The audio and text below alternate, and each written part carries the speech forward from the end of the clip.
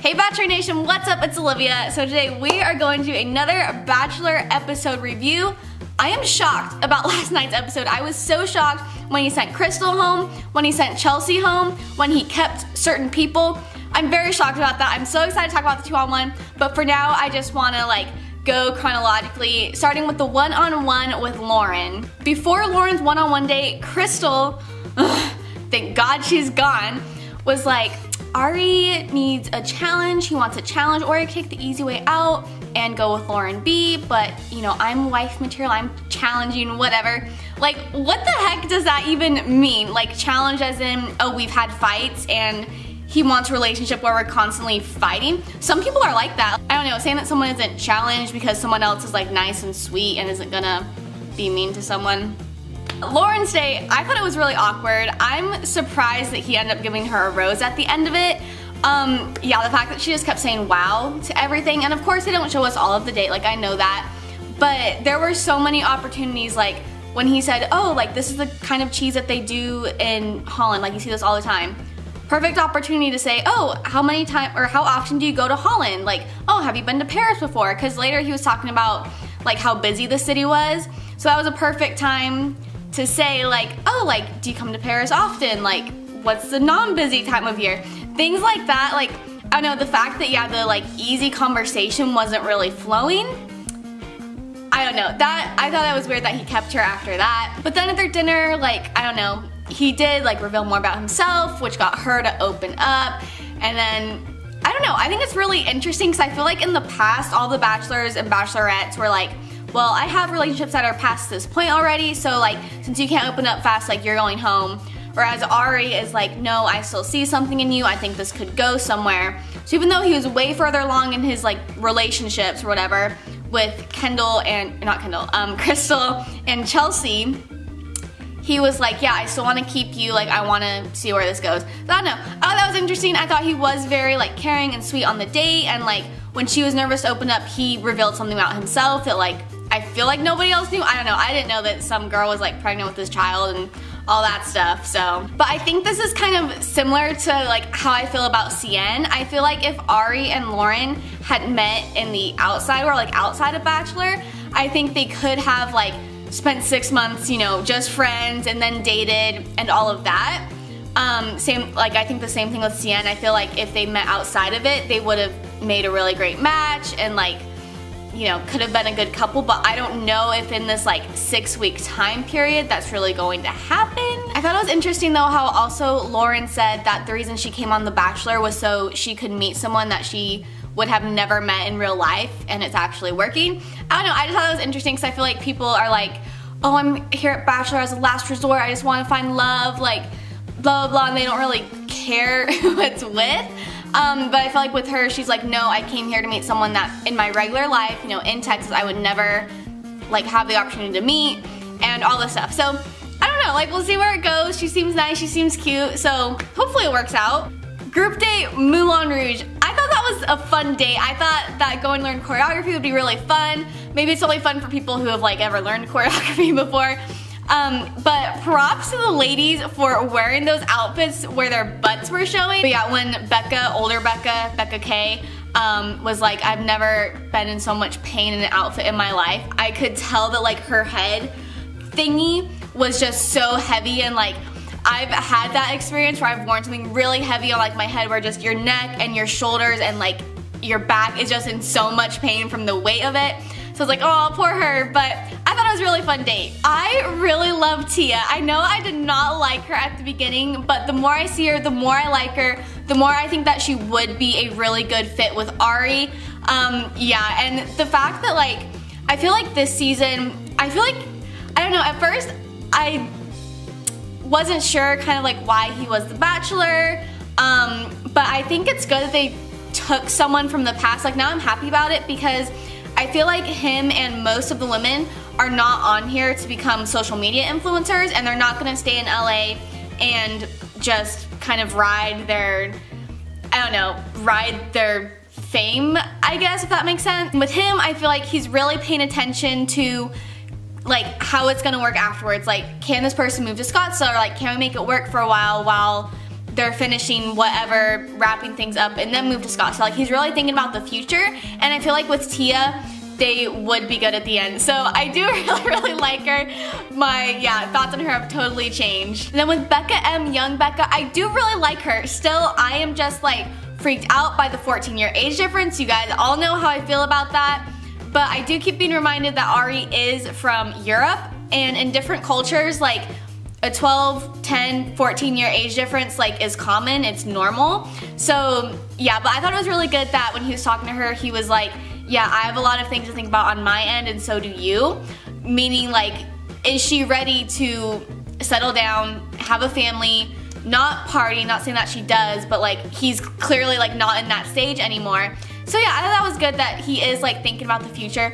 Also at the end, I feel like she pulled off the blonde really, really well. I think she could totally be a blonde. Chelsea was talking about how, you know, she's kind of insecure about her relationship now because Becca's like a free spirit and she has a kid, she's kind of established, she's settled. And yeah, I thought it was really good that Arie ended up sending Chelsea home if he does like the Becca type. Because I feel like usually on The Bachelor, it's like, yeah, it's not, like if you like this person, it's not possible that you like this other person who's their total opposite. So I am glad that he, like, I don't know, knows what he wants, I guess. But also, I don't really see Becca as like a free spirit. Like, I wouldn't necessarily call her that. I see her as like unattached and like, I don't know, I feel like she's brand new to life. Like she's 22, she doesn't have like a career. Like she's a nanny, which I'm not saying that's not a job, but it's not like, yeah, I'm like working my way up in this company. Can kind of do anything she wants, so she's like unattached. But when I think free spirit, I think of like Luna Lovegood. So I kind of see like Kendall as more of a free spirit, where she's just like, I don't know, I just picture Kendall just like kind of does this. I don't know, that's just how like I see her like moving like through the world. And still, I don't really know if Becca's like gonna make it like to Final Four or not. Oh, okay, so this week Becca was filed as a missing person, or like it showed in the news that that happened. So I guess back in November, like I feel like I need to read it again, because the first time I read it, it seemed like Becca's mom didn't know that she went on The Bachelor, and so she filed a missing persons report, and then later, like Becca just now had to call Humboldt County Police and say like, no, like I'm fine, like I'm not missing. But then when I read it again, it looked like in November is when her mom filed it, because Becca said, I'm gonna go work on a marijuana farm in Humboldt County for 7 or 8 days, and then she didn't show up after that. So I don't know, I'm confused, because then she tweeted jokingly like, Mom, I told you I don't have cell service on The Bachelor. So I don't really know what's up with that, so I don't know if that means like she didn't make it that far, or that like she didn't make it to hometown, so her mom didn't know she was like still in the process, because around that time is like when they end the filming. It's like right around there. So I have no idea what to say about that, but I think it's hilarious that she was filed as a missing person. Time for the 2-on-1. 2 women, 1 rose, 1 stays, 1 goes. My favorite lines in all of TV history. Sorry if the lighting keeps changing, by the way, but Kendall and Crystal, 2-on-1. I'm so glad Crystal's gone. Crystal is just, she's so annoying, and everything she does annoys me. And okay, the fact that she was like laughing at Kendall and laughing like, oh my gosh, you should have seen her, like she was bleeping her pants when she found out, she was so nervous, oh my god, like that is so mean. And Crystal keeps on making assumptions about other people's relationships, like how boring are the other girls' relationships, blah blah blah. By the way, that's not my Crystal voice, I'm not imitating her, I can do a much better impression, but I'm not going to. At first I was excited for the 2-on-1 because I was like, oh yeah, like he's totally gonna pick Kendall. And then when they got there and he was like, yeah, this is Crystal's second chance, I was like, shoot, he's just gonna forget about last week, he's gonna give her a clean slate and give her a second chance, and I was not very thrilled about that. But then Crystal was like, yeah, I think it's important that couples can work through their challenges and that we can move on and see it from the other person's side, yet she never actually apologized and never said like I was in the wrong. At the end she apologized because she felt backed into a corner and like she needed to justify her behavior, so Arie kept her, but she wasn't genuine in saying like, yeah, I messed up. She was more saying like he should see it from her side and they should come together in that way.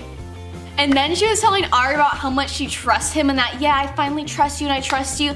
And then when they went to the evening part and he's like, I can't choose yet, like I want to do this evening as well. She was like, it's really hard to trust him because he keeps defying my trust and blah, blah, blah.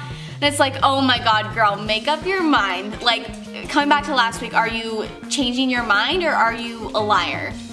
And then talking to Arie about Kendall, like who is she to talk about other people's relationships? Honestly, I think the fact that she talked about Kendall's relationship to Arie is what caused him to send her home. Like, I think if she would have just left it as it had been, I think he would have kept her.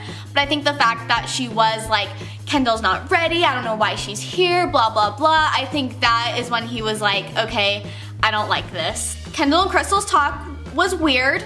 It was very weird. I think Kendall is genuine and I don't think she was like trying to like patronize Crystal. I can see how Crystal totally felt that way. But like I agree with Crystal, that was really weird. I would have been so annoyed and just angry and like, what are you doing? Like, don't touch me, don't give me advice on my life. But that's Kendall, and that's why I'm kind of like, yeah, I feel like she's more of a free spirit because she's the type to be like, honey, like, I get it, I empathize with you, I feel sorry for you, and be actually like genuine, not like trying to be patronizing, but that was really weird. And then the dinner, when he sent Crystal home. Also, I want to say real quick, so at the dates, you notice how they always sit down and then they like never touch their food? That's because they're not supposed to. It's literally for show. Apparently in the hotel beforehand is when they eat, and then when they come to dinner, they're only supposed to drink. They're not supposed to eat anything. So that's why you never see them eating. But oh my gosh, the fact that he went and talked to Kendall and then sent Crystal home, that was glorious. Because like I said, I did not think that was gonna happen. I was just as shocked as Crystal. I was just as floored as Crystal was when she got sent home. But then again, the whole, oh well, he must not want a strong, confident woman if he didn't choose me, blah, blah, blah. Like, okay, the women on the show this year, like, later we learn Jacqueline, she's a PhD student. Tia is a physical therapist. Sienna went to Yale and has a career. Like, they're all strong, independent, confident women with careers who, like, are great by themselves. And Crystal thinks she's the only one. She thinks she's the only strong, confident, independent person that exists. No, she's arrogant, and I'm really glad that she got sent home. If you want to see my grandma's reaction, by the way, to just how she thinks about Crystal, check out my Instagram story. If you follow me, you'll know that I always, when The Bachelor comes on, I do like live updates. So if you want to go see what my grandma thinks about her, go check out my Instagram before the 24 hours are up. Now, Jacqueline's one-on-one. I thought this date, again, looked cute and fun. I thought they had good chemistry together. I thought, unlike Lauren, like, they did have very easy conversation. And I don't know, I don't think it's going to end up working out. I don't think she'll make it to Final Four, just because, so on her bio it says she's a research coordinator from Morgantown, West Virginia, so I'm assuming she's doing her PhD at West Virginia University. Go Mountaineers. I think it's good that he is open and he's like, well, I want to see where this goes first, and like kind of worry about that like when we, like if we have to get to that. But I think here is where like a really big age thing, I think this is where it really does come into play, because she's 25, and if she does want to spend 4, 5, 6 years on her PhD in West Virginia, and I don't know if that's where it's at, but that's where I'm assuming it's at, and he's in Scottsdale, like, I don't know how that's gonna work, because, you know, potentially she could then go back and be a professor or researcher at like Arizona State and Phoenix, but that's 6 years from now. He's gonna be 40. I don't know if he wants to wait that long to have kids, and she might not even want kids right away when she does get a job and is a professor or researcher or whatever. So, I don't think it's gonna work between them. I do really like Jacqueline though. What I really like too is that during their date when their car broke down, I really like how Arie, he did this last week with Tia too, he took the GoPro like off the front and like filmed them like vlog style. I thought that was really cute. I think it's really fun that they're doing that. And I'm really surprised at how much I'm actually liking Arie as the season goes on, because typically for me, I'll start off the season really liking The Bachelor or The Bachelorette, And then the more I learn about them, the less I like them, and the more I'm like, yeah, that's why you're single, and ooh, yeah, like, those people are too good for you. Like, I end up not liking them at the end. But with Arie, it's the opposite. I was kind of like, why is he here? Why is he the Bachelor? And the more I see him, the more I actually like him. So that's interesting. But yeah, I think just because where Jacqueline is in her life, maybe if she could go to like ASU for a PhD, but it, like, going to grad school, getting your PhD is a lot different than undergrad. Not all universities are the same.